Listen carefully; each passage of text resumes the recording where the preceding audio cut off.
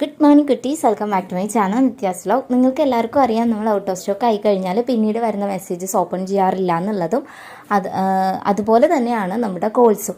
നമുക്ക് out of stock ആയി കഴിഞ്ഞാൽ ഒരു ദിവസം ഇങ്ങനെ പോയാലും 10-60 കോളൊക്കെയാണ് വരുന്നത്.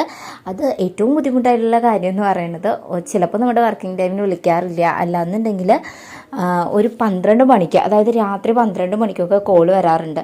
1 മണി 2 മണിക്കൊക്കെ മെസ്സേജ് വരാറുണ്ട്. ഞാൻ പലതവണയും അത്ഭുതപ്പെട്ടിട്ടുണ്ട്. ആൾക്കാർ ഉറങ്ങാണ്ട് പോലും ഇങ്ങനെ ചെടിയൊക്കെ നോക്കുന്നവരുണ്ടാവുന്നു കേട്ടോ. പക്ഷെ സത്യം പറഞ്ഞാൽ ഒരു ഫാമിലിയിലുള്ള ഒരാളെന്നുള്ള രീതിയിൽ, ഒരു മാരീഡ് വിമൻ ആയിട്ടുള്ള ആളെന്നുള്ള രീതിയിൽ അത് കുറച്ചുകൂടെ എനിക്ക് ബുദ്ധിമുട്ടാണ്. കാരണം നിങ്ങളും കൂടെ ഒന്ന് കോപ്പറേറ്റ് ചെയ്താലേ നമ്മൾ ഇത്രയും കുറഞ്ഞ റേറ്റിൽ കൊണ്ടുവരുന്നതുകൊണ്ട് തന്നെ ഒരുപാട് കോൾസ് വരും.